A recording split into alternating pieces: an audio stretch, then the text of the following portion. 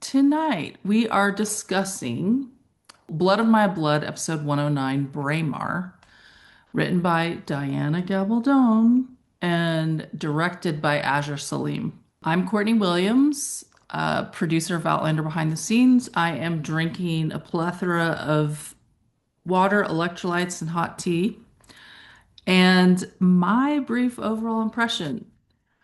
The first time I watched this episode, I don't know if I was a little bit just not engaged, but I was just a little like, eh. But when I rewatched for preparing for this, initially we were going to do it last week. I was like, wow, this is a really good episode. That's how I felt. It's really well done. And we don't go into specifics during the overall impression, but I will just say that I think it's one of those ones that gets better the more times you watch it. And that's kind of, for me, a little bit of a test of the meat of an episode. When it gets better and you notice more things and all that stuff, it's a really good one. So I really liked this one. Okay. Hello, I am Catherine Toomer, family medicine physician in BTS by way of Blacklanders, and I am drinking eggnog with whiskey, and it's What kind of whiskey? I got relegated to the cheap stuff. Although Anthony got me two bottles of the one I had in Scotland. Um, Oh, yeah, the the amazing. Which the you can't remember the name of? Clondelish. I think it was Clondelish. Okay. And then he got one of the old Kentucky, which is the other one that I tasted. That one's almost gone. But he has like these fancy bourbons, and I made them. He left one on the counter, and I made them, and I used some in my eggnog. He was like, "You, that's for sipping. You don't put that in eggnog." That's hilarious. So he's like, "You use the cheap stuff, not the Oh, good it's stuff." good in eggnog, though. Oh, it is. It's very good. So Bourbon or bourbon, Bourbon, all kinds of mhm, things are good in eggnog, I think. whiskey, Rum, rum, yeah, I and think I if need you to put like try a little cinnamon or nutmeg in it, yeah. Mhm. or vanilla spiked even. eggnog because regular eggnog is not that doesn't do that much for Oh, me. See, I love spiked is so regular good. eggnog, Yeah, but it's spiked it is even really better. Yeah. it's Okay. kind of cuts the sweet Hmm. richness of the milk and or the cream, and Yeah. egg in it. So Okay. I think it makes it much more Yeah. palatable. Yes, it's very good. Okay. So that's what I'm And doing right now. what's your overall impression, Kathy? My overall impression was that this was a very sophisticated episode. And knowing that because I always skip over the intro, so I didn't know Diana had written it. Um, and that makes sense because that's why we kept thinking is the dialogue is really good. Yeah. And so I just felt it was very sophisticated for television. If I had been watching it as a movie, I wouldn't have been disappointed. I mean, that's not saying that movies are so much better than television, but it had that same sophistication and that same flow as a movie. My name is Carmen Schmidt, and I write the Outlander Anatomy blog. um, I've been with Courtney and these ladies for about 4 or 5 years now, I think. Four I think we years? started in 2017. Oh, Whoa. really? Well, So it's been geez. 8 years? 8 years? The Oh, my end of word. 2017. I think I need to go look that up, but I Okay. think that's right. Well, we've been together for quite a while and we haven't fought. We get along very well. Um, Not permanently anyway. yeah, We make up when we do. We sometimes have Yeah, we've little had little spats. quibbles. Not we as have many as we used to. disagreements. Yeah, but I'm Yeah. talking about serious stuff. Oh no. Oh Yeah. no, no, no. Um, we get along very well. Yeah. I have been a professor of anatomy for about 40 years and have taught many, many medical students. And I continue teaching this time to the lay public through my blog, where I write about anatomical things related to the books and the shows. Um, I am drinking tonight homemade chai, and I have a jigger of my son's coconut caramel um, rum sauce in it, and it is yummy. I gotta tell you, it's really, really good. Um, I didn't realize that Diana wrote this when I watched it the first time either, because I do the same thing. I skip through the introduction after I've seen it a couple of times in the earlier shows. I don't watch it every time. And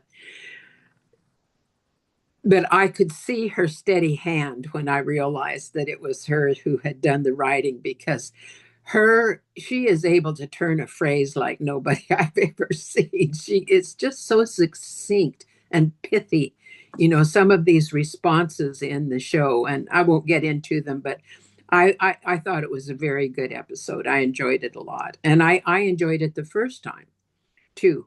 Uh, so we're just about the same Yep. opinion.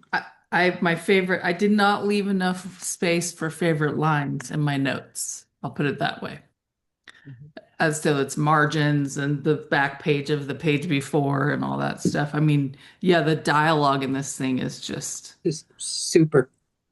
and I can always tell too, it took me a long time to prepare for, like it was like an Outlander episode in terms of going through it and like Yes. stopping and grabbing the different elements. And I was like, wow, this hasn't been like this for Blood of My Blood so far. So Yeah, this was yeah. definitely a really well done. Yeah. Catherine, kick us off with your favorite scene. My favorite scene, interestingly, was when Malcolm and Ellen were walking, talking about their fathers. Hmm. I just, it was my favorite scene, but it also made me a little annoyed because it made me like him so much more than Brian. I was like, darn it. The whole point is that you're supposed to be rooting for her and Brian. And I'm thinking, poor guy, I want them to be together. So that's kind of, but I like that scene. And I thought it was very sweet. And I felt that Ellen was being genuine. She wasn't, trying to deceive him in any way. No. Yeah. Yeah. So Yeah.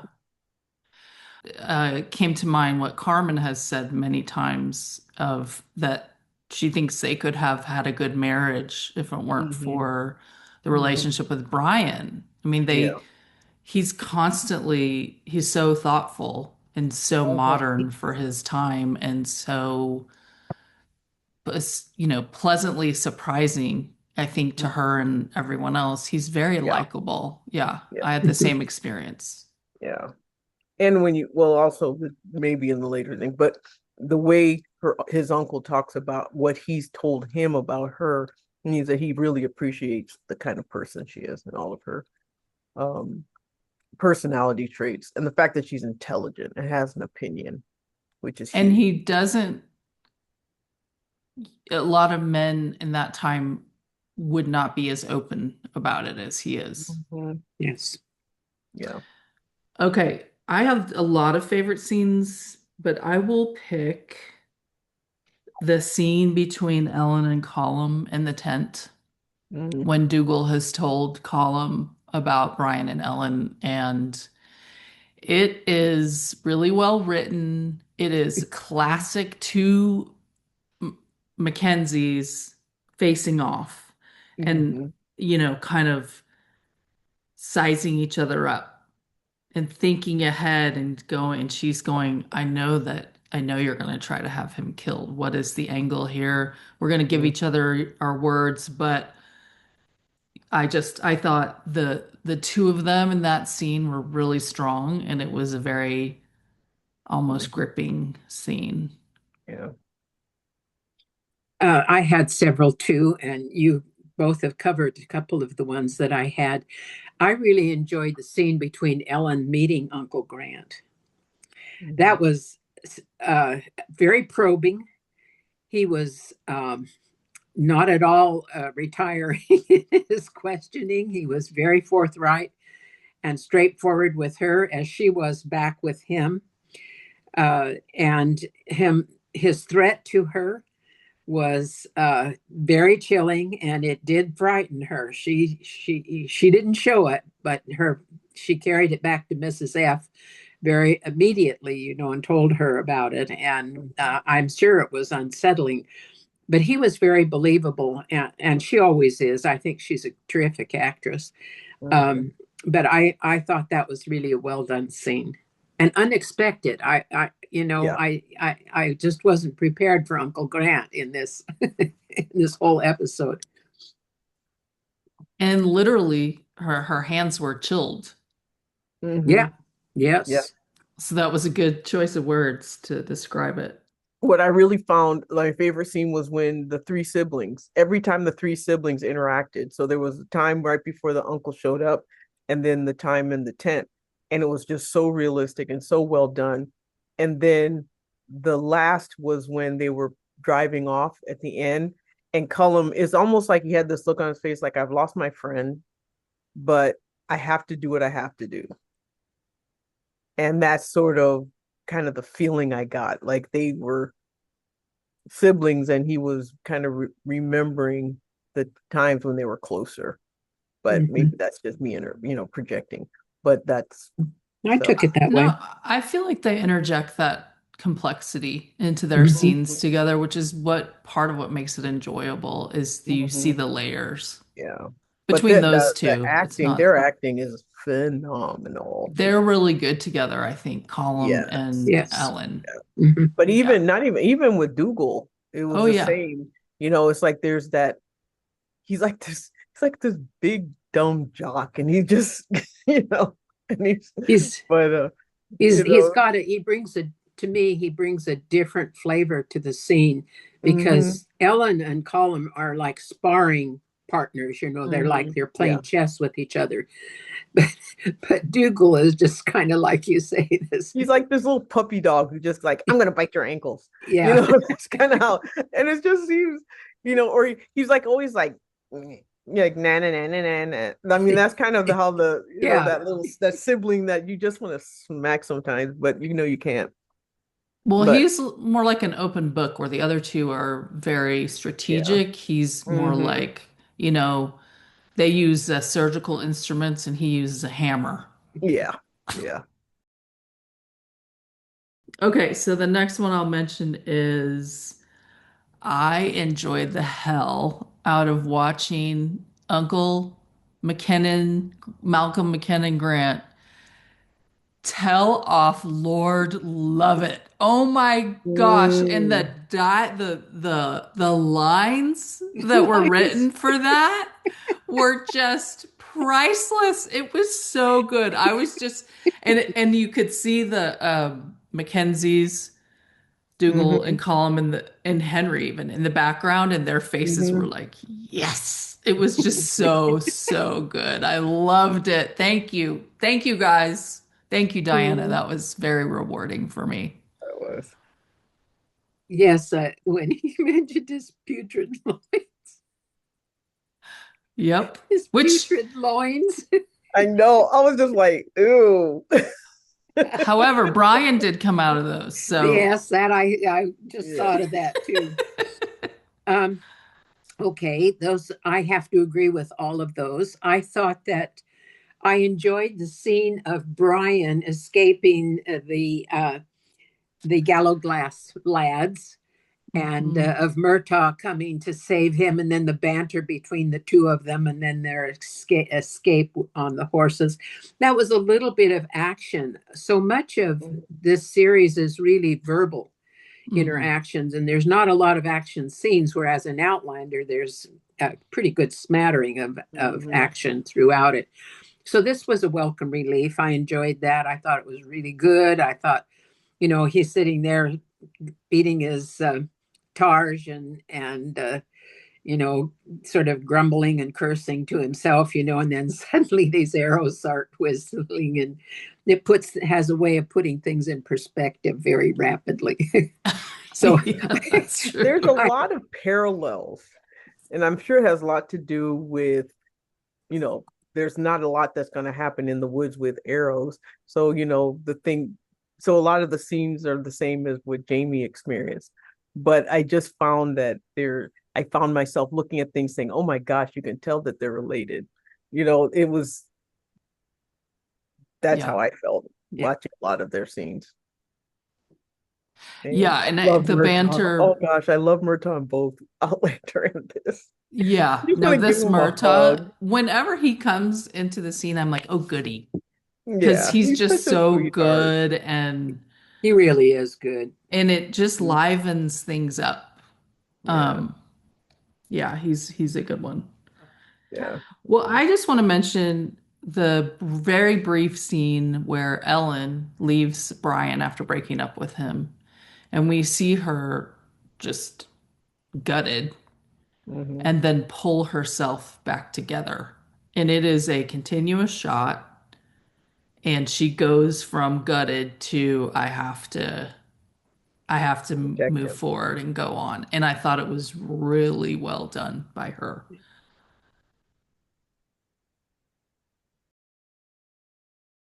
Well, let's go on to what worked for you, Kathy. What really worked for me was the interaction between the siblings. That I just thought was so well done, and it was done every single scene that they were in together. Well, every time they interacted with two or three of them, it was Hmm. just it was the right balance. No one, Cullen wasn't too overbearing as a smart one, and Dougal wasn't so overbearing as the brutish one, and there was just a lot of nuance and a lot of the in the nuance in the body language, nuance in the acting, and then a lot of course, the dialogue was spot on. You can't get any better than that. So,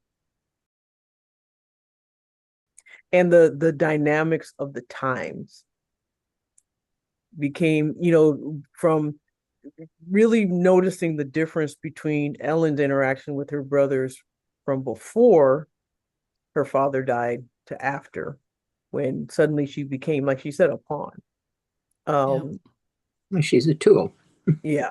And it just seemed like her interactions with her brothers has become a lot more hostile.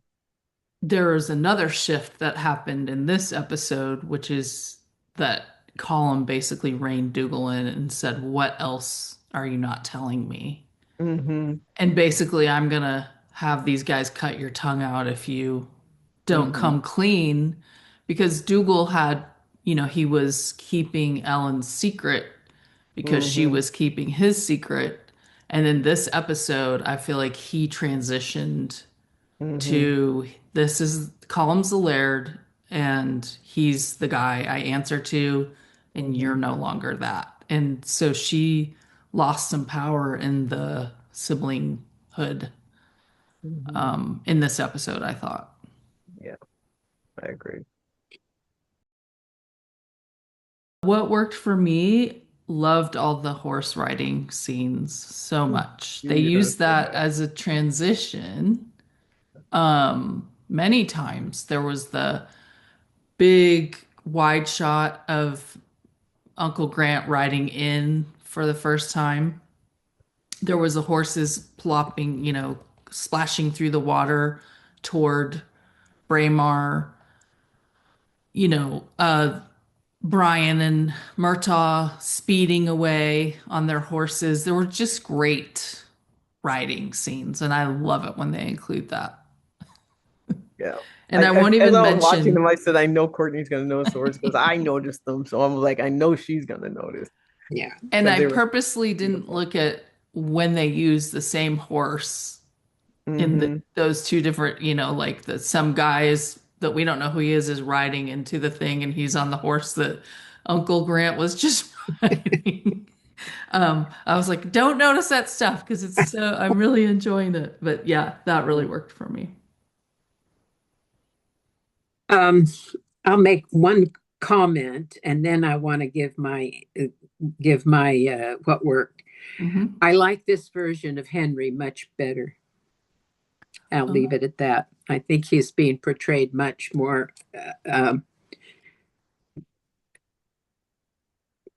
I don't exactly.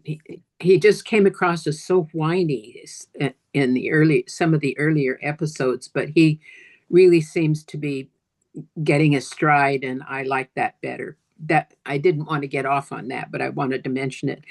I really liked Archbug's repeated attempts to try to undermine Henry And now he's got Uncle Grant answering back, and telling him, get off of him, where he's good with us. So Malcolm and now his uncle are both seem to be working to help and keep Henry. And I liked that. I thought that was great. I could see it really pissed Arch off because he wants Henry gone very badly.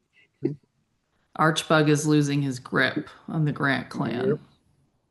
I thought I'm assuming they used Malcolm McKinnon Grant as a replacement for Isaac because they needed that strong character to, come in. And I don't know if they would have used him if the actor who played Isaac hadn't died.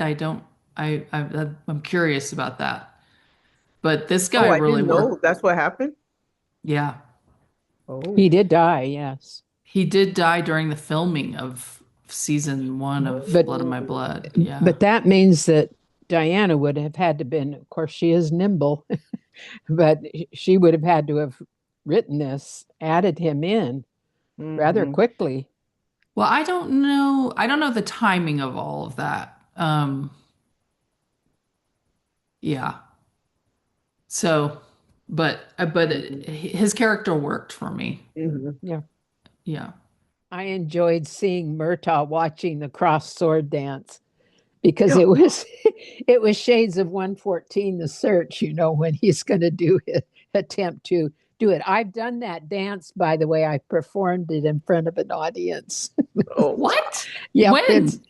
pioneer woman strikes again. 1974.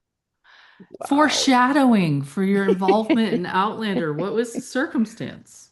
Oh, I can't remember it was an international day at our church, and I and the girl who lived down the block, who were both ballet experienced in ballet.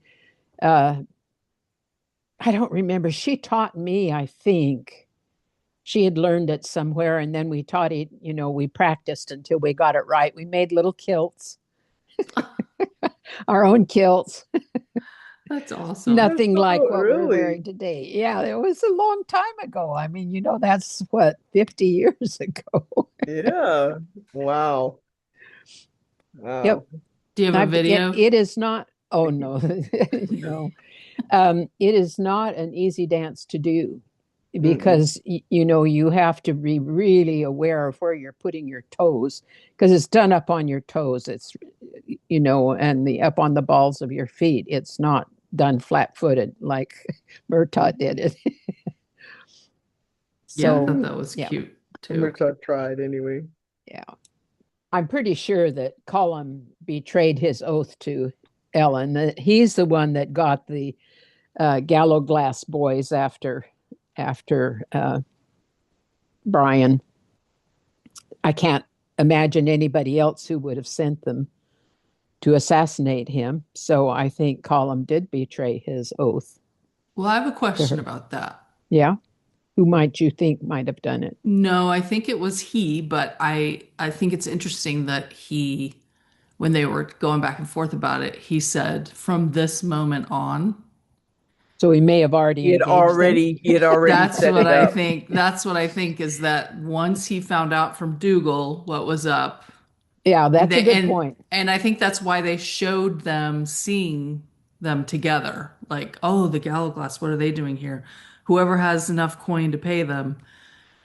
And then he says, from this moment on, Yes. I won't. But I think he had already hired them. I bet that's the That's my case. guess. Yeah. Yeah. Good catch. I just also the beginning scene where Lord Lovett toasts himself, about the prospect of, being able to his restored whatever he says. Stamina in Yeah, the so that they bedchamber. can celebrate their, wedding. And then he's looking at the baby and Julia's just disgusted and you can see that and he has no clue. It was just classic Lord Lovett. That worked for me. I mean, he establishes himself within seconds in a scene He Hmm. does. Do you as The dirtbag. Yeah. Do you did you notice how cleverly they manipulated him though in that opening scene? Oh yeah. Brian and Ellen. I mean, they just moved him, maneuvered him like sheep into a pen. I mean, he kind of hesitates for a minute. You think he's wondering, Catching can this be on. real? Yeah. Yeah. But then he goes for it. The only last thing is Ellen's glare at column as they're riding away in the coach. Oh my Lord. Hmm. I mean, if looks could kill, that one would have. And she didn't She's, know at that point that he actually had tried to kill him. But we don't know. I think she just knows him so well. She knows Hmm. there's no way Yeah. he would agree to that and Yeah. stick by it. So she doesn't know how, but she doesn't trust him. No. And Yeah. he probably feels like, well, this is another nail in the coffin of our relationship because he's going to be dead. Yeah. Hmm. Do you think he is more, the Column's character is more insidious and awful than in Outlander? No, I just think he mellowed with age. I just think he got older. His testosterone dropped.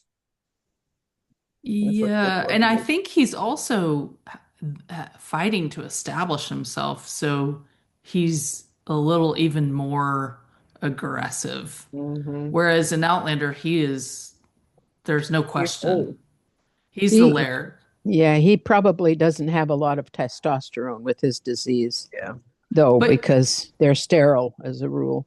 Hmm. he is orders Galus and Claire to be killed, Well, through the he witch says trial and he says he didn't. oh, he did it? Yeah, when she gave him the, what was it, when she gave him the potion in Edinburgh, when he Hmm. takes the poison? But he Didn't, had Galus, but not Claire, I guess, maybe. yeah, that It was she because got of caught up Larry. in it, Yeah. but he didn't. I think Mrs. Fitz really went in on him because she thought that he had ordered Claire to be taken, and she really tore him apart. And he said that he meant for Gillis, but he didn't mean, I think that I'm remembering right, but it's been a Hmm. while since I've I read it. think I So that sounds familiar. I think that's right. But even so, this is, Dougal's pregnant person that he's in love with, and he's like, I'm gonna have her killed. yeah. I mean, he doesn't have any qualms about it, apparently. And he Nope. also says that threat that he's gonna have his tongue cut out at the root, Hmm. or and his head's gonna be on a pike and all that stuff. So Yeah. I think Hmm. he's just as ruthless. He just doesn't have to bring it out. Hmm. He brings it A out more subtly Hmm. when needed. little more sophisticated in his older age, maybe. Yeah. Least favorite scene, Ooh. Kathy. My least favorite scene, any with Henry in it. It just annoys me. Even when he was not as bad as before, he was so annoying. I hate though his mouth, the way he holds his mouth, and the way his mouth moves when he talks. Oh, it's on my nerves. I just don't like him. Yeah. I just don't find him appealing in any way, shape, or form. I want to ask you a question, Mhm. Kathy. Do you think that he was miscast? I do. I think that I'm trying to think of an actor that would have done well, not really, because he kind of needed to be sort of mealy mouthed anyway to kind of go through what he went through. Anyone who had more of a spine would have been dead at that point because he would have fought too much.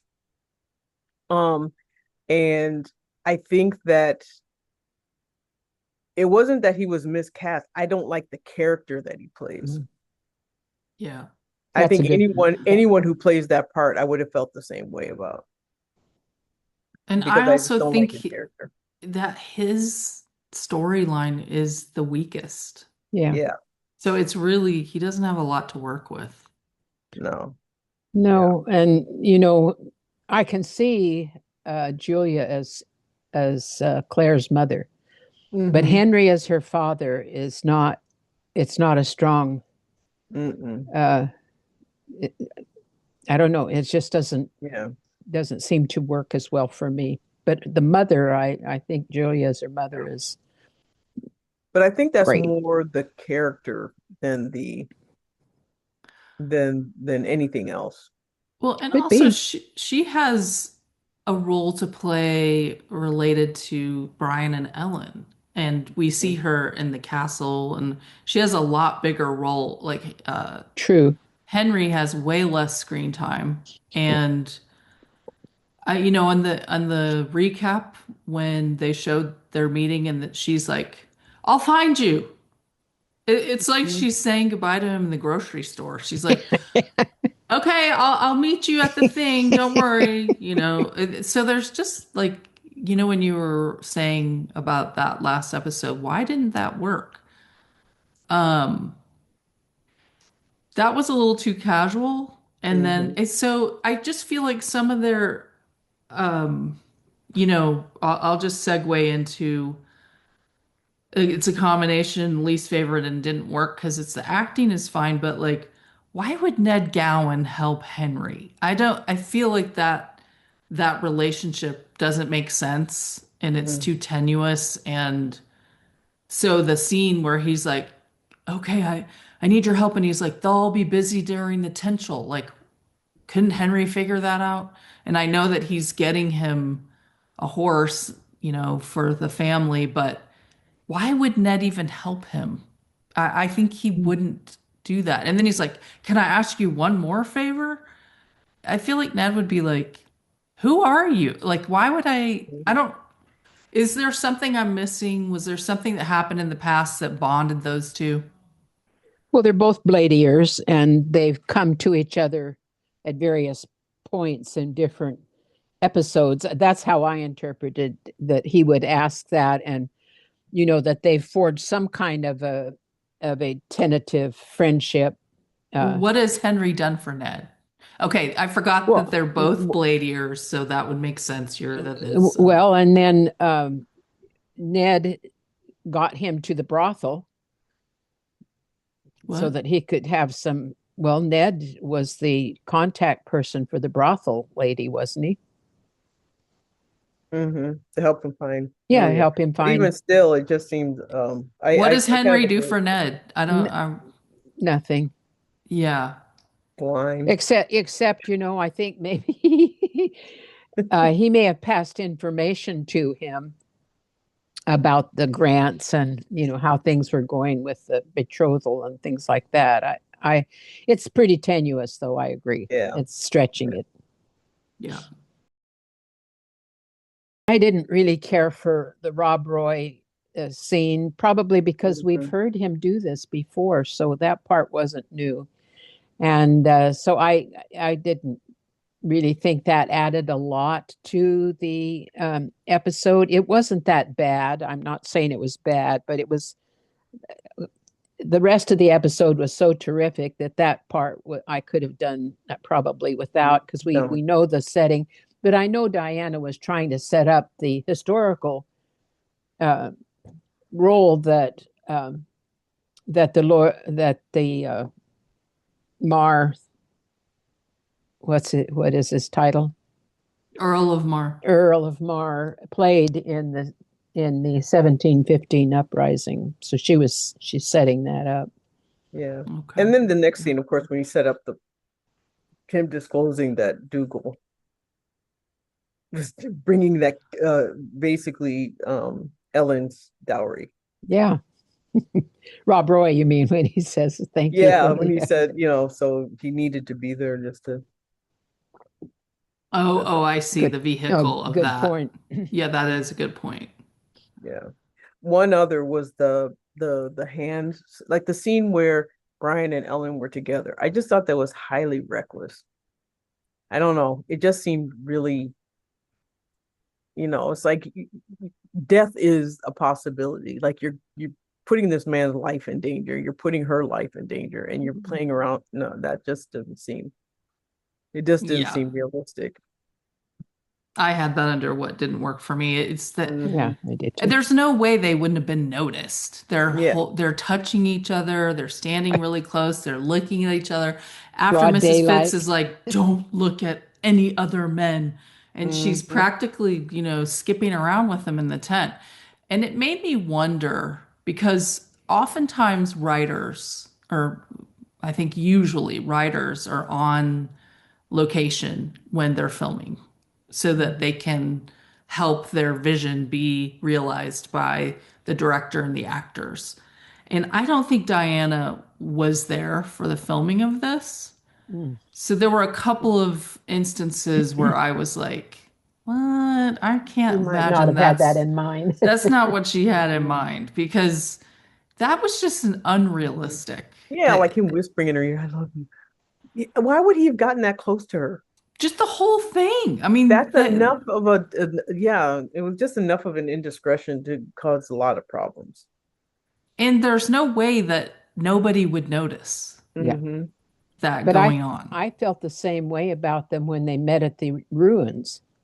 They're standing right out there in broad daylight. It's Yes. open. There's no cover, no trees, nothing to hide behind them. Here's all of these tents That you can with, see, that you can see with people which milling means they about. can see them. That's right. So That's a I, set. yeah, That's an example of another where I feel like if Diana had been there, she'd be like, no, no, no, this, she'd pick up Hmm. on that. I agree.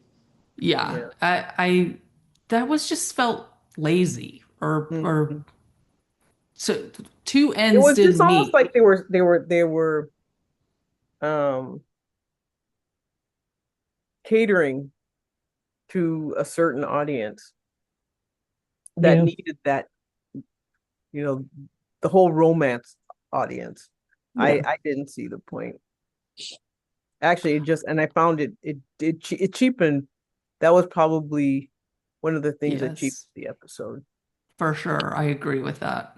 I think if they could have had them behind a screen of trees or bushes or a wall Hmm. or something, that would have I I would Yeah. have understood that a little bit better. But Hmm. I did like the scene of them seeing each other across the tent. Hmm. That I liked. It was just all the touching and all that stuff. I guess they needed a way to say, meet me later. One scene I really didn't enjoy was Lord Levitt berating Brian in the tent. Hmm. That was hard to watch. Yeah. I mean, it was a least favorite just because of the subject matter, but not so much Mhm. because it was well acted, it was well written, Yeah. and It was brutal. yeah, Yeah. It was just hard because it was brutal. yeah. And Lord Levitt's not my favorite. Mm-mm. But the one redeeming thing about it is Murtaugh got to see with his own eyes how Brian is treated, Hmm. and he got some sympathy for him back and allegiance and all that stuff. So that was helpful. But okay, we kind of already went into what doesn't work for you, but is there anything else that doesn't work for you? The accent, the uncle's accent. Oh my God, it got on my nerves. And the thing is, he may very well may be Scottish. I don't know, but he was over. It was even if he was Scottish, I was like he wasn't speaking in his native accent. It was very obvious, and it was very He was he is he British? Do we know He's anything? English. He's English. annoying. English. Yeah. Yeah. Really? Some of I the other thought English, his, like Bertha, like there are other English who are like even like that are English, and when they speak with a Scottish accent, you can't really tell. And then yeah, there's some who are like you can't tell the diff like the character Cullum, and he's he's Scottish. Scottish. He's Yeah. Scottish. So But is Harriet is Rob Roy. English. Harriet is English. English, yeah. And so I'm just saying, like her accent, you can't, it does not bother me at all. But Uncle's was just grating on my ears. It was so Really? badly done. It was very thick, that's for sure. Yeah. And it was like there was too many inflections that just seemed like it was too put on. And I just Oh, didn't. eh. Too it much time with the dialect coach. yep, it didn't work for me. The thing that didn't work was in that scene where Julia and Henry are meet by the shore, and then all of a sudden, I can't remember the woman's name, the hooer comes walking out from behind the tree. Once again, it's like, I don't know. That just felt too Well, she followed not. them, I took it, because she saw them leaving. She heard their conversation that they were going to meet by the shore. She did? Yeah. Well, no, that because that was the note that Ned passed to him, Well, to pass to Julia. So she didn't she hear that she came out of the tent and saw that Him them Henry was walking. talking there. together or something like that. And then She came out I, of the tent like way earlier when he walked out with, I think, to go to the meeting, and he was with Uncle Grant and Malcolm, and she saw him. Did she see him again after that? I didn't notice if I she I thought only did. sh remembered her seeing him when he walked when she noticed he was there. That's the only thing I remember. Yeah, so for her to show up all of a sudden, know that where he was going to be and show up, Well, or I think she maybe was she's following been, him. obviously she's following him, and I'm like, Yeah. put on a coat. Scotland isn't that warm. She's everyone else, even all the other prostitutes have something on, and Yeah. yeah, anyway, She reminds me of Leary by the stream. where we could see her goosebumps. Yep. Okay. Well, one of the things I notice, because I pay attention to really little things, is that you remember when they walk into the tent, Lord Lovett and Brian, and well, he enters before Lord Lovett and his wife, Julia. Who, And Brian does? yes, and that you would not, Oh, in those days, that would not be the convention, especially an illegitimate son. So he walked in before them, which I thought was kind of now are you weird. talking when they first got there? Yeah, when the first Okay. time they walked into the tent where he first sees Ellen. Mm-hmm. Yeah. It was good to see a real baby. It was a really cute little baby too. Hmm. But So it was really pretty. good because in the earlier scenes, it looked like she had a log wrapped up in her arms. It was just I inert. I thought of that she's patting and it has Yeah. no neck. It has like t no neck. And I thought of Antoinette. Oh, yeah. That baby was beautiful, those big eyelashes. Oh, it was a pretty baby. What didn't work for me was how they were making Malcolm so much more likable than Brian. I really didn't care that Ellen, interestingly, the first time I watched it, I felt so terrible for him and I felt so terrible for her. And I thought, oh gosh, that's so horrible. But when I watched it again, I thought, what's the worst thing that can happen? She's gonna be married to some really nice guy, Yeah. and I didn't care that, I divested from the relationship very quickly between her Good and Brian point. That's because so I liked funny. Malcolm so much more. And I'm like, you're gonna have such a better life, an easier He's life if you just marry the nice he, guy, he's turning you out to know? be a pretty impressive Because it's just fellow. like basically you have someone who's just, you know, cute, and then you've got somebody who is just everything. So I'm like, Thoughtful. yeah. I mean, not saying Brian isn't, but his prospects are just, I don't know.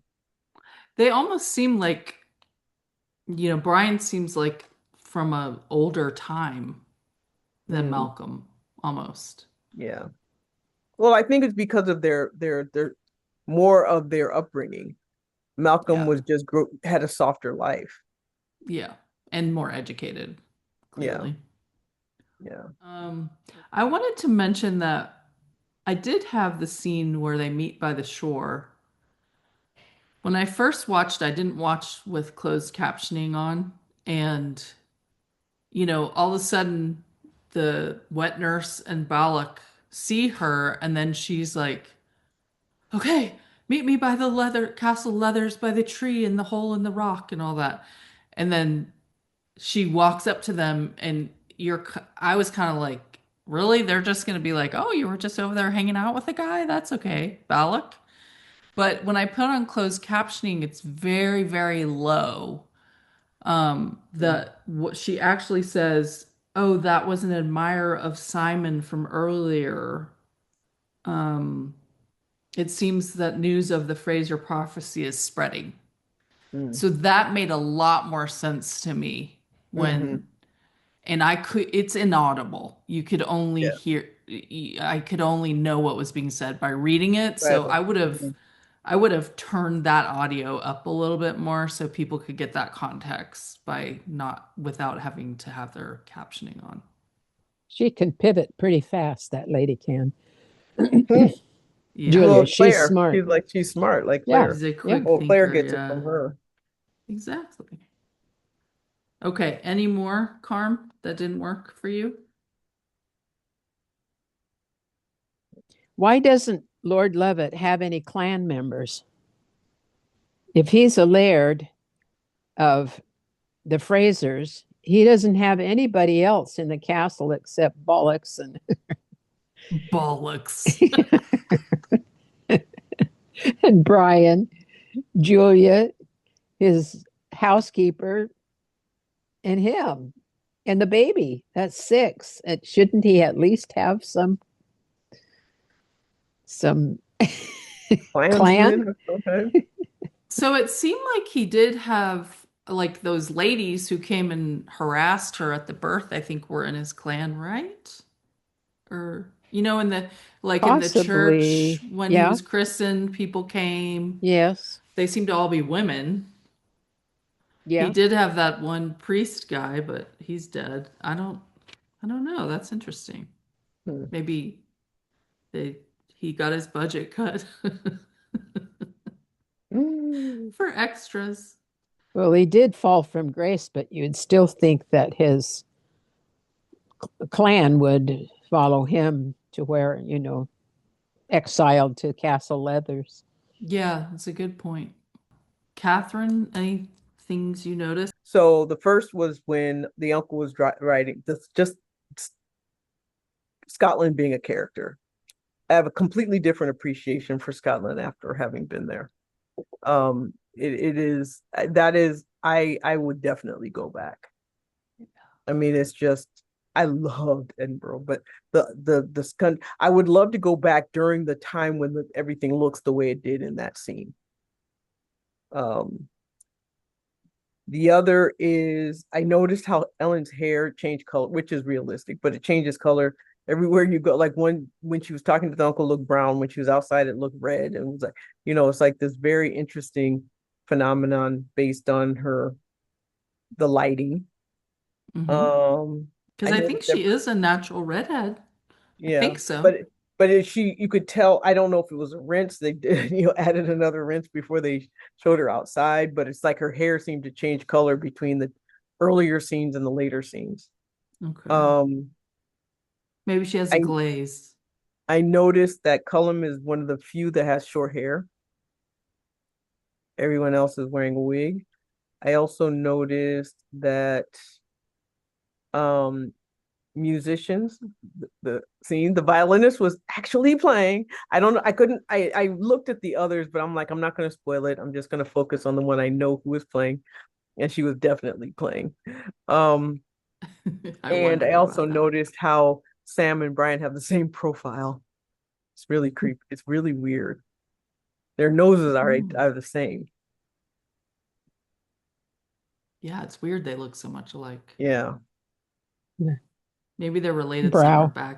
back down the line. Yeah, that too. Hmm. And a little BTS, his name is Jamie Brian Roy. No way. Wow. Yeah. Brian is his middle name? Yes. For heaven's sakes.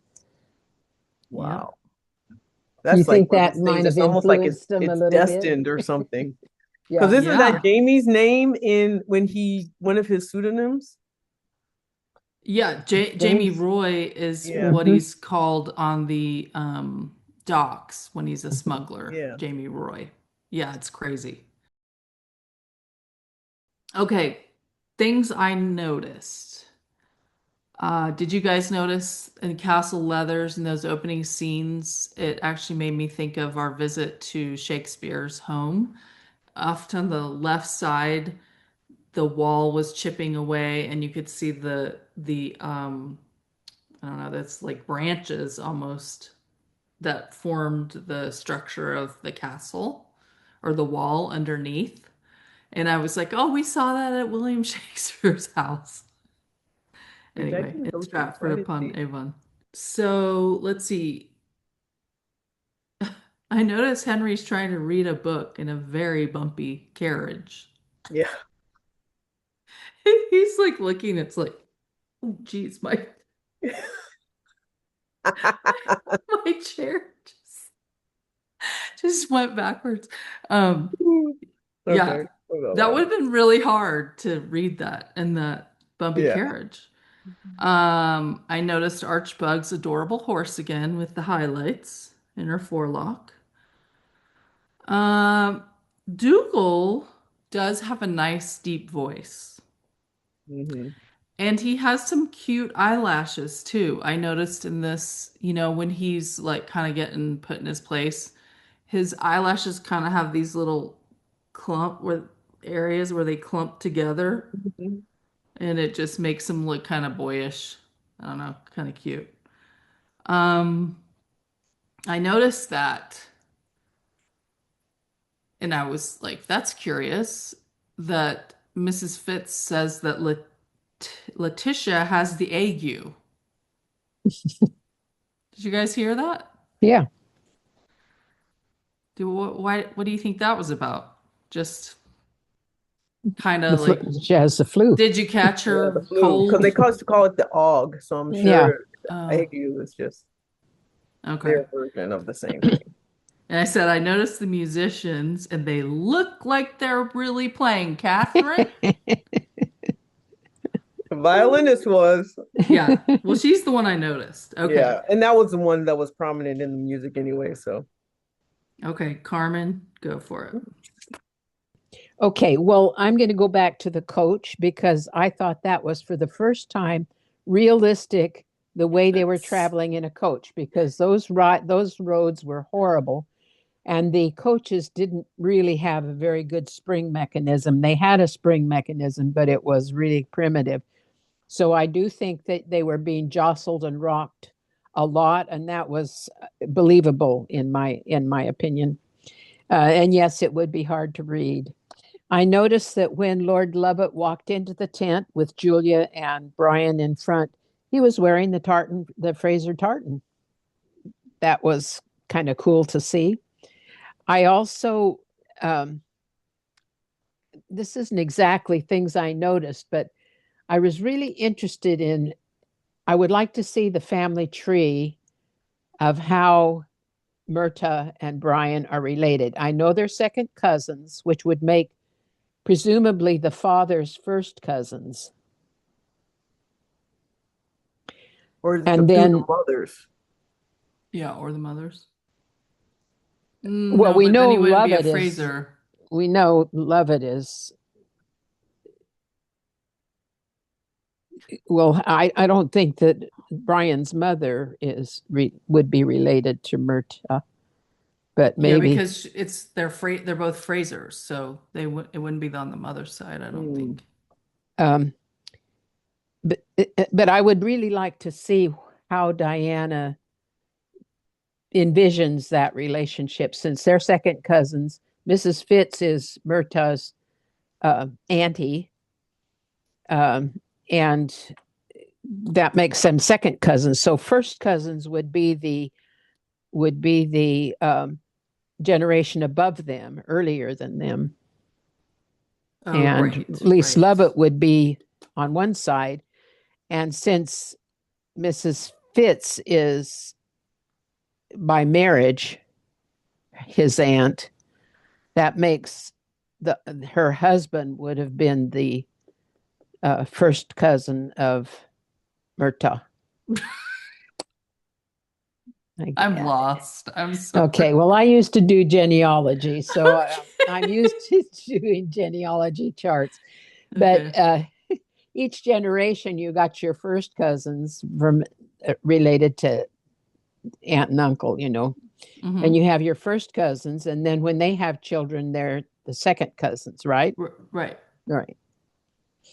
So I Okay. would really like to see that. I'd like to see that written out somewhere on it, graphed out somewhere. Things I noticed. Oh, I did notice the room that they were in when they had the meeting of all the dignitaries. Yeah. That was spectacular. That And was pretty do you spectacular. think that's a location or a set?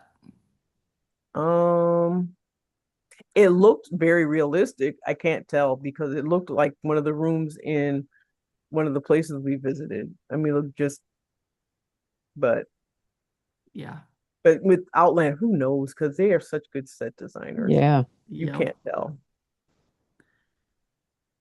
Okay. I had a few more, which was Henry does not have a poker face. Mm-mm. The whore must be freezing. I already said that. Ned is very short. There were several scenes with all of them, and he's really a Yeah, lot he's a shorter than diminutive everybody. fellow.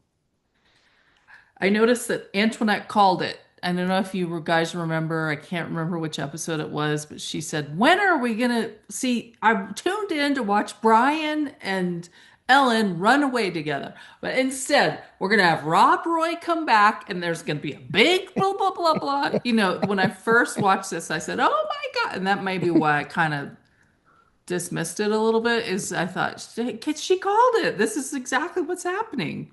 So good on you, Antoinette.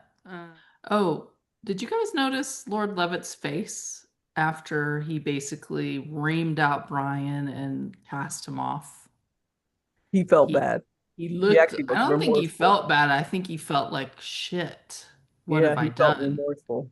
I mean, well, it wasn't because like, oh, I feel bad, I shouldn't have done that. It's like, what have I done to myself?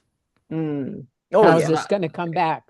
that's how I read it. Yeah. I didn't think it's always going to come back, but it's like what you said, he has no clan. So if he has no Brian, what does he have? He has Well, no, Brian does do work around the. Well, I yeah, guess Murtaugh's part of his clan. He seems to be, although he right. travels back and forth. But Yeah, but I mean, if he doesn't have Brian, I don't know. I saw him go, oh shit. I noticed that the boars looked very clean and they didn't have any tusks. So there's not going to be any bracelets after this Tensional. Um, ooh, this one could get me in trouble. I noticed, and I think Brian is a more natural athlete than Sam because No, I would of agree. watching him move, the way he runs, the way Mm. he, I can't remember, there was something else, just his, I don't know. It's more the Sam just running. seems like a nerdy kid playing dress up. Whereas I think he's a good athlete, but it's because I don't he's he not I don't think he's an athlete. I think he's a bodybuilder. he's a competitor. Yeah. But I think Jamie Roy is a more And more of a as a natural is an athlete. athlete. Yeah. He moves more like an athlete. Like Sam doesn't strike me as someone who played like a lot of team sports. Well, just when he walks away or runs, I notice that. That's what I'm saying. I think that Yeah. like someone who plays soccer their whole life or who played, mm-hmm. rugby or I who think played it's whatever. I don't get that from Sam at all. I think it's more genetic than that. I think people, I mean, I think it's genetic that plays out in what activities you do. yeah. But it's the way And Sam, I someone think, is moves. naturally small, who's made himself bigger by his activities, by his bodybuilding. It's the motor skill coordination that's either there or it's not in a person, whether they, Well, because a lot of it is through development as a child, if depending on what activities you did as a child. So if someone plays sports their whole life, what their body does as an adult is going to be different. Mm, So, um, but some of what they do as a child is based on their body's ability to do those things. So I get the impression yeah. that Sam was probably really small when he was little and probably Well, wasn't a big athlete. I think he was more bookish Yeah. than but I don't know. But I just noticed when Brian was running through the forest and doing it Hmm. was really cool when he got rid of that arrow with the targe Hmm. and then he when he ran through the forest, I was like, okay, that's an athlete. Like, You know, it's interesting. I think that Sam in Outlander seems far more athletic than he does in person. yeah. It's just something I've noticed with running Yeah. with Sam. That's it. And it may be just I think Sam's a little bit taller, but it just maybe how they're put together. I don't know, but Hmm. it's just something I I noticed. think So, he's an inch taller than Brian. is he? I think Brian's 6'2" and isn't Sam 6'3"? I think Brian's 6'1". I'll look it up. Okay. You can never tell because they always add an inch or two, That's true. That's you know. true. We're to medical and anatomical. A couple of things. One, it was more referencing. So they referenced, what they would do to make her bleed when on her wedding night, which, I guess it was something that had to happen. So they was often faked because there often was no reason for them to bleed.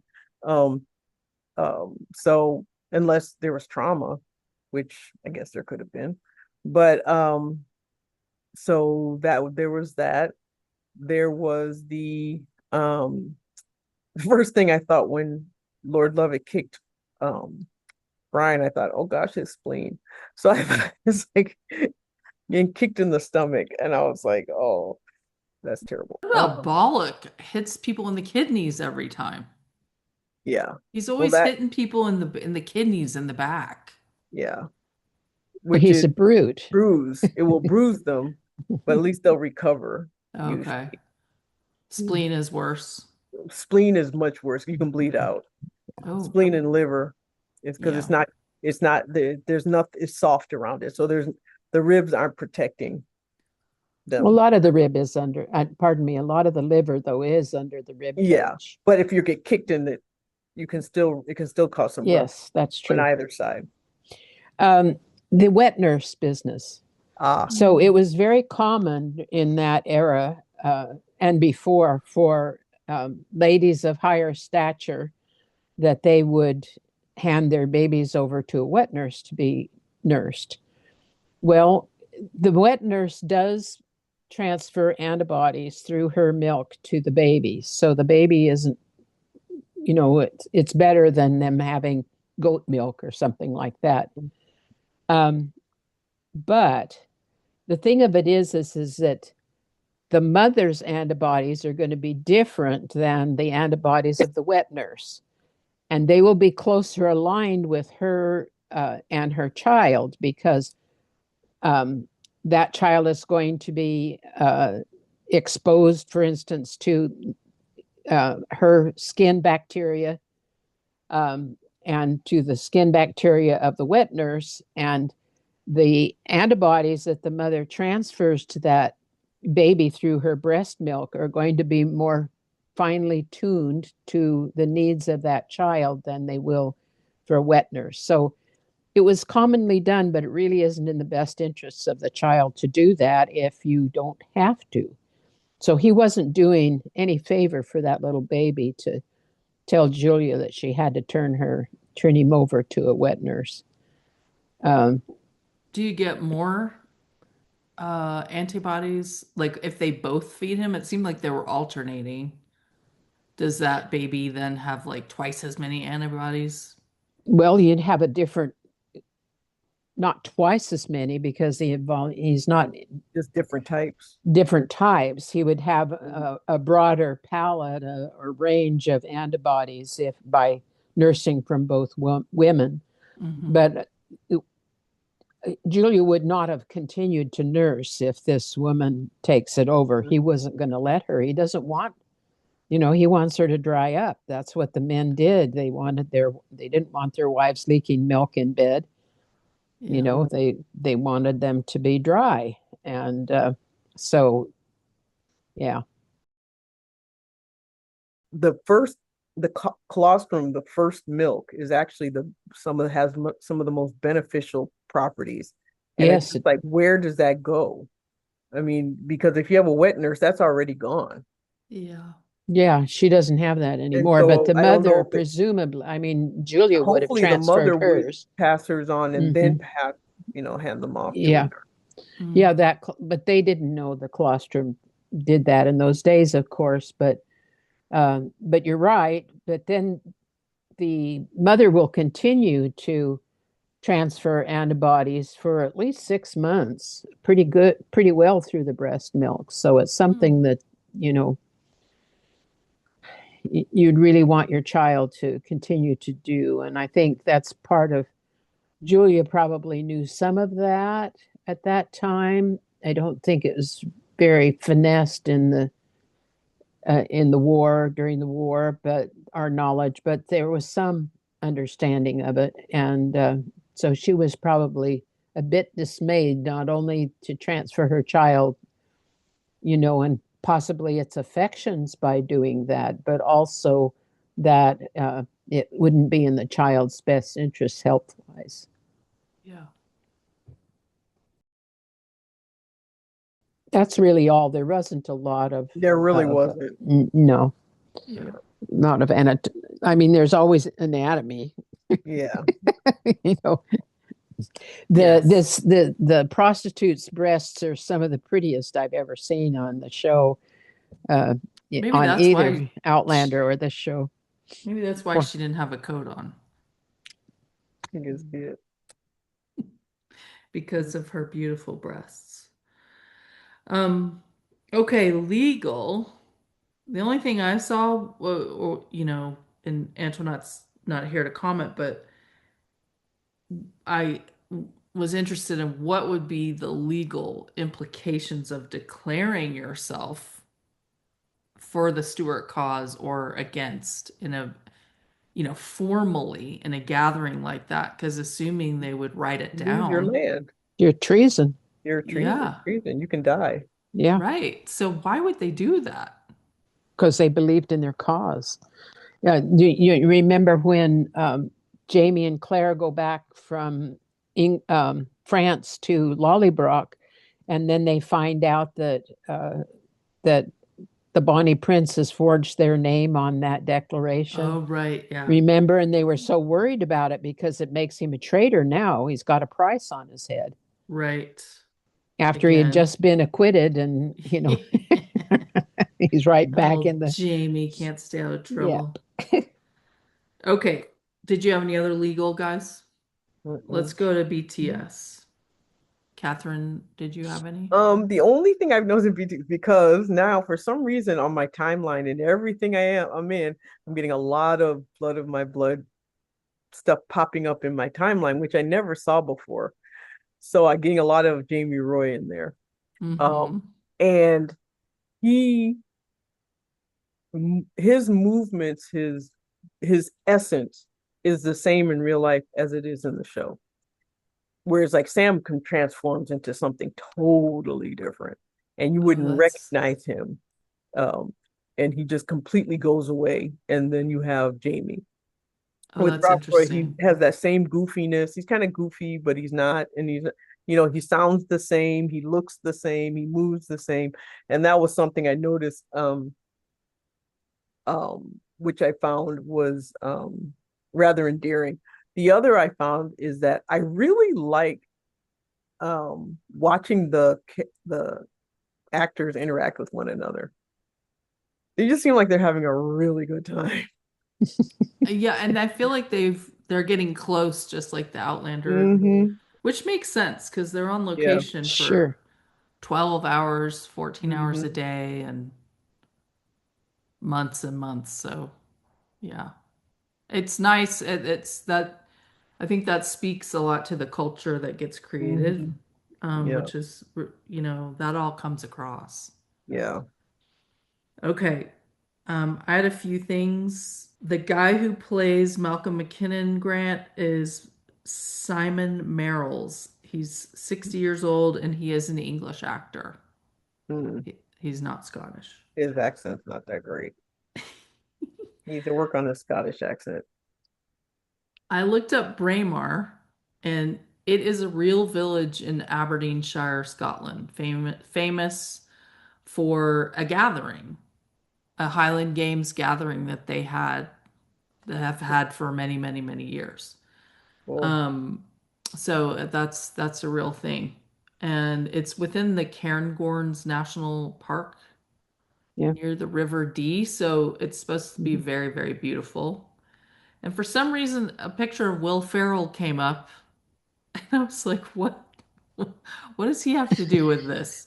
Did he come from there, or his people come from there? No, he went there on vacation with his family this Oh, past summer. That's that picture is of him with some people who work there, and the staff was really excited. But of course. Mhm. um, there one time we were at the same resort as Will Ferrell, and we kept in his family, and we were there for Father's Day, and our tables were right next to each other, and I remember just being like, "Guys, come on, be at our table," to my family. Reive. No. Rob Roy says the English are going to reeve your kind, and so I looked it up, and it's Yeah, it's to rob, yeah, plunder, or steal. I didn't know that word. Did you know that yeah, word? yeah. Oh, okay. That was a new one on me. I think Um, it was in Outlander book, actually. okay. So Rob Roy called George the First the German interloper. And I was thinking back to in Outlander, remember the scene at the Black Kirk where Claire says something about Germany and Jamie Yes, says, "You mean Prussia?" Germany. And she said Prussia. Oh, I Germany. mean Germany. Prussia. She corrected She herself. says, I mean Prussia. He says Yeah. Germany. Yeah, so I thought, uh-oh, they're German interloper. This is before that time. So is this, was A that an mistake. oversight? Yeah. So I looked Well, it up and of course it's Diana, so it's not. Interestingly, there was no Germany at that time, but there were German people. yes. Mm, So they identified people as German by their language, their culture, and called the country Prussia. well, there was a Holy Roman Empire of the German nation, and the areas or territories or city states were so people were Prussian, Austrian, Bavarian, or Saxon. So Interesting. there was no Germany. There was Right. this, but they did consider people German if they spoke the language because German was spoken throughout those areas. Anyway, so I just thought that was interesting. I don't know, it popped up in my head and I thought, uh-oh, wait, do they mean Prussia? But no, that was correct, the German interloper. So I thought that was interesting. Remember Yeah, that knob that fell off from the standard pole? I That loved really that did, scene. it really happened. That's a historical event. Happened on Oh, the 6th of September, 1715, wow. and it's recorded, and it was seen as an ill omen, which it Yeah. definitely was, but she did her homework as usual. Mhm. That was a great scene, And I the It thought. was. reaction was that it was obvious that they thought it was an omen. Yeah. Yeah, because they were cheering. Yeah. And then also Ooh. they're like, Oops. I thought it was gonna hit that guy in the head, which probably would have killed him. But The Earl of Mar led the 1715 uprising, and one of the reasons why it failed was because apparently he was incompetent militarily. He had no mhm. experience at all. He just had the confidence, and the passion, but not the skills that go along with The it. confident of a mediocre man. I thought Yeah. that was pretty interesting. Um, Also, the Gallo Glasses were an elite mercenary warriors. Hmm. They were of Nordic Gallic clans, and they fought in Scotland pardon me, of Scotland, and they fought in Ireland between the 13th and 16th centuries. And they were strong and ferocious and known for their use of battle axes. So they were apparently really rough guys, it sounds like from what I read. Then the other thing is that remember when I can't remember who it is because I actually watched it the week before, not just recently.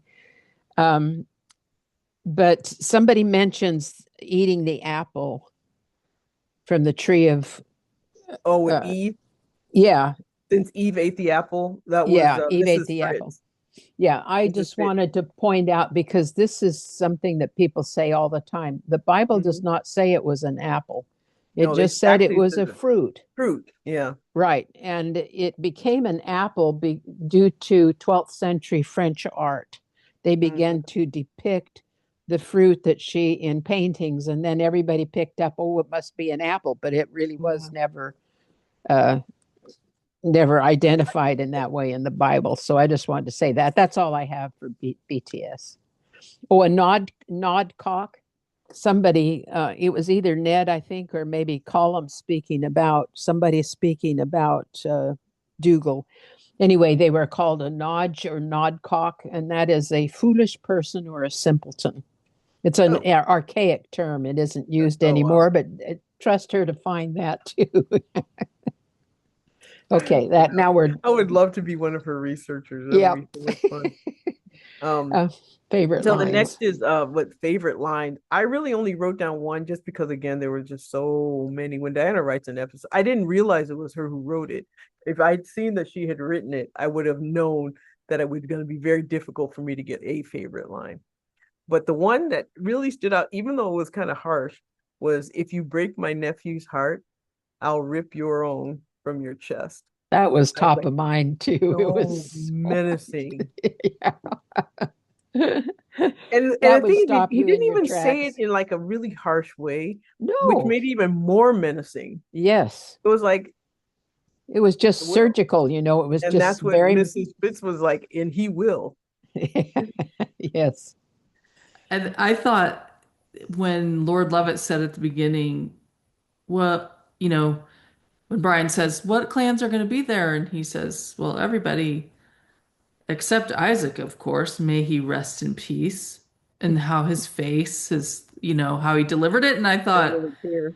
kind of weird since the guy actually died. That must have been a little bit of a Yeah. conflict there. But of course, Tony pulled it off. I see you're wise enough to bring a henchman, though not quick enough to have been much help. Had I posed any danger to you? I Uncle know him. Grant to Archbug, that's the first time he put him in his Mhm. place. Um, and then Malcolm says, my laird, you shall address me according to my station, Mr. Bug.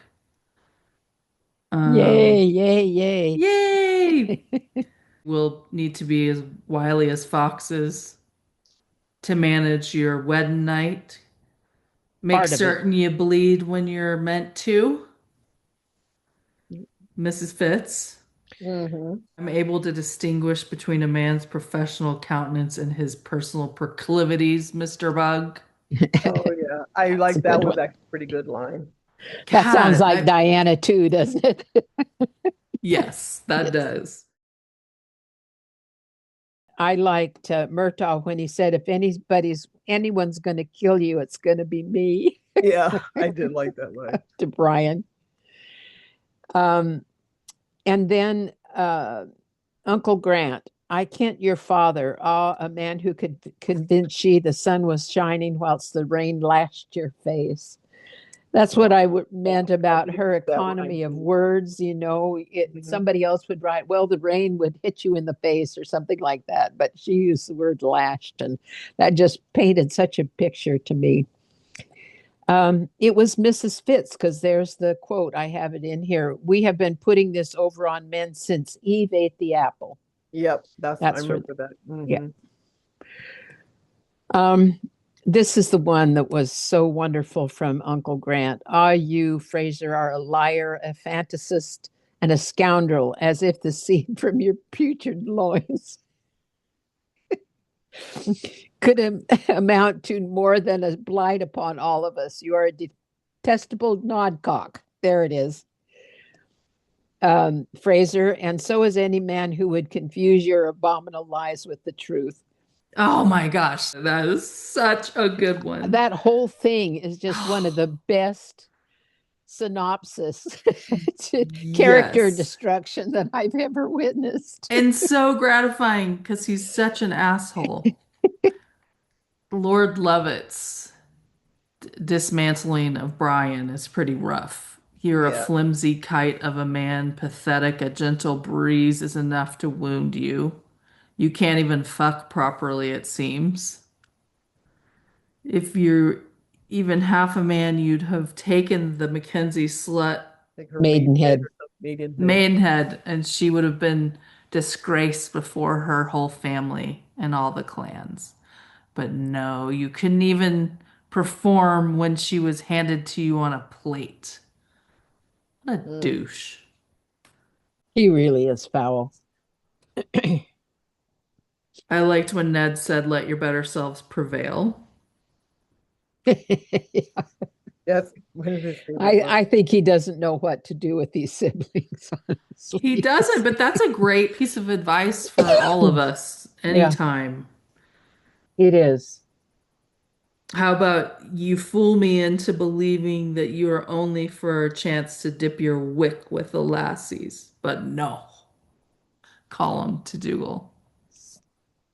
Just, I mean, just Diana, it's so good. Oh, when Malcolm says, though your beauty is like to spoil my aim.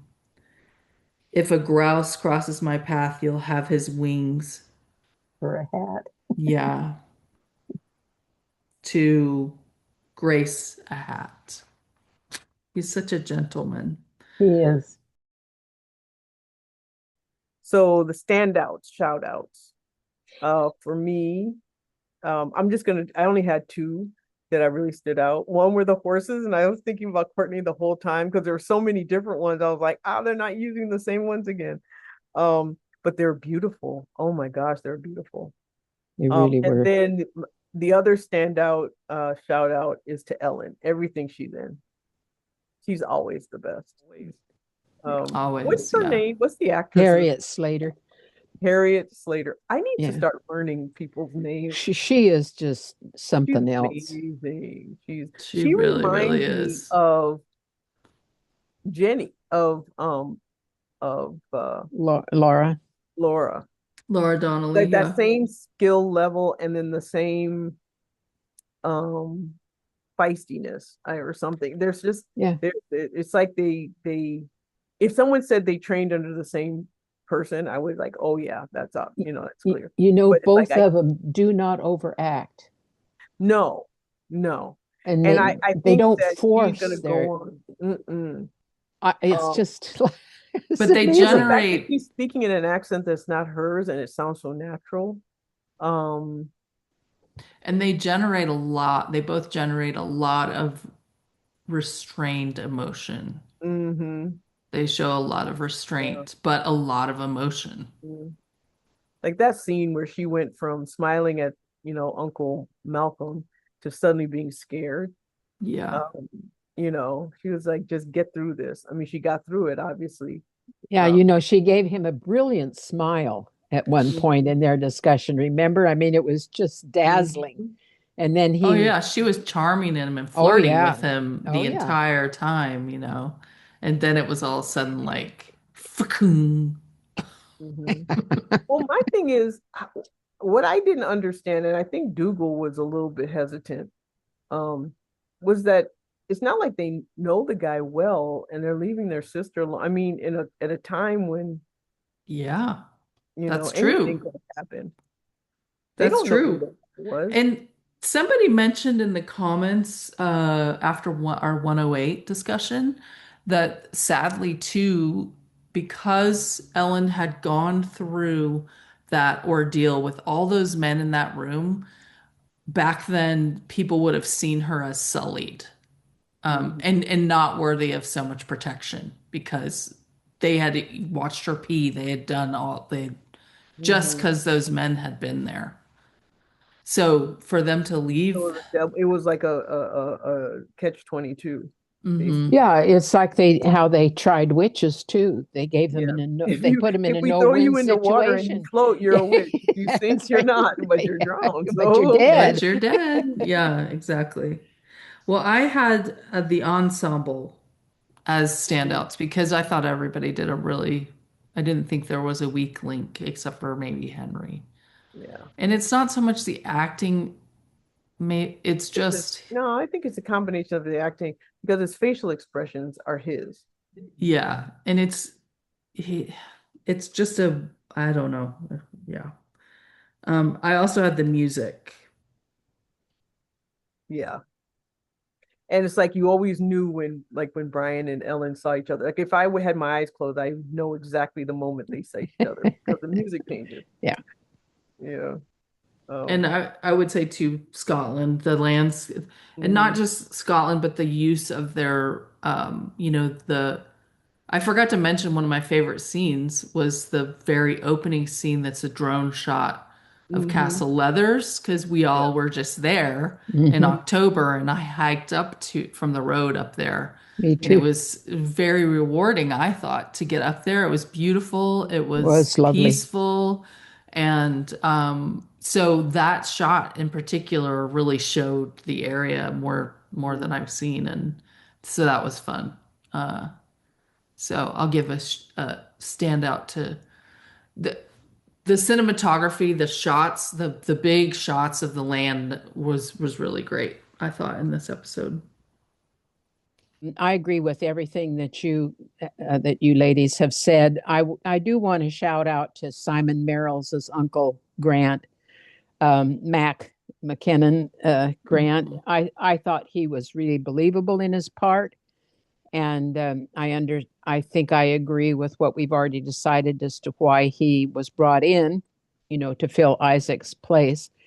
And in a way, it kind of makes the story more believable because if you had the dad in there, I think he would have been a rough ride for Malcolm. And the uncle there's a little bit more space between them, perhaps, possibly.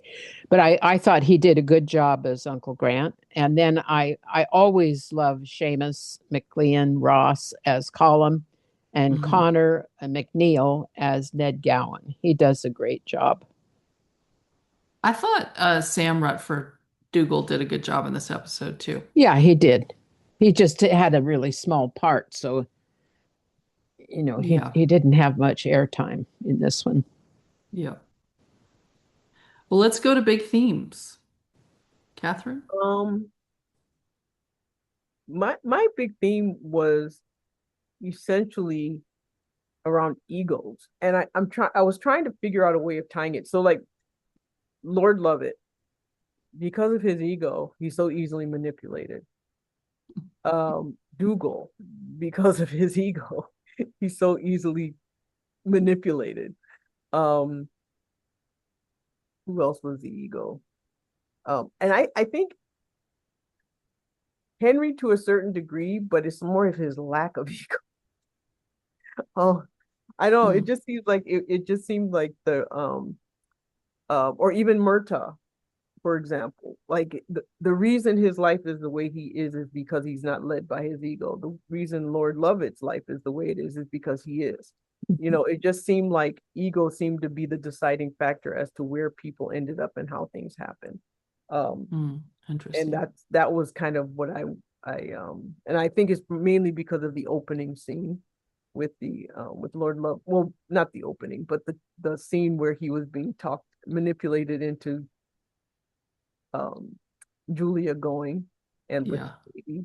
And so I don't know, that's what popped into my head. that's a good one. Well, I saw several, and the first one was how important fathers are.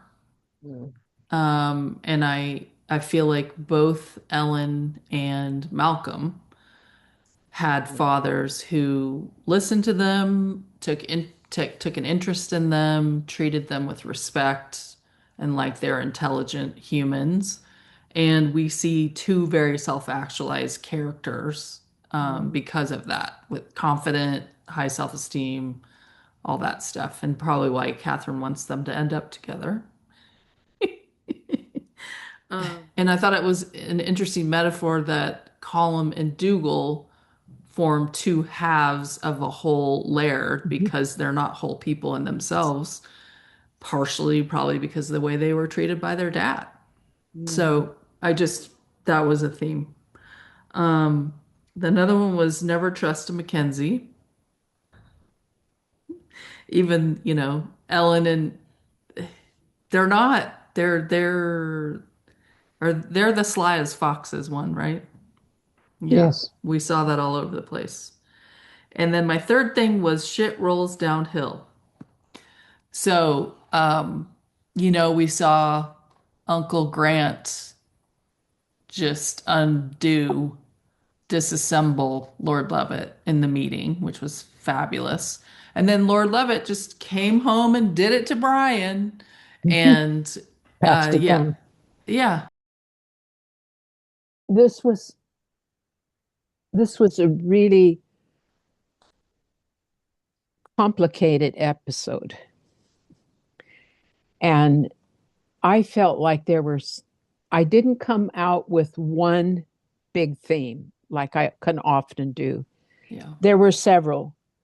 One is that you, if you pay attention, you can maneuver your way in life as the obstacles come in your path, that there's always a way around.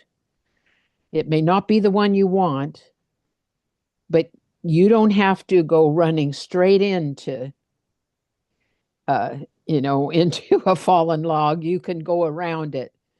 And that's one of the things that I think I got from Ellen in this episode is how she is constantly shifting, in order to be able to cope with the stuff that is being thrown in front of her. And she doesn't have any power except how she responds in these situations. And she has power over her person.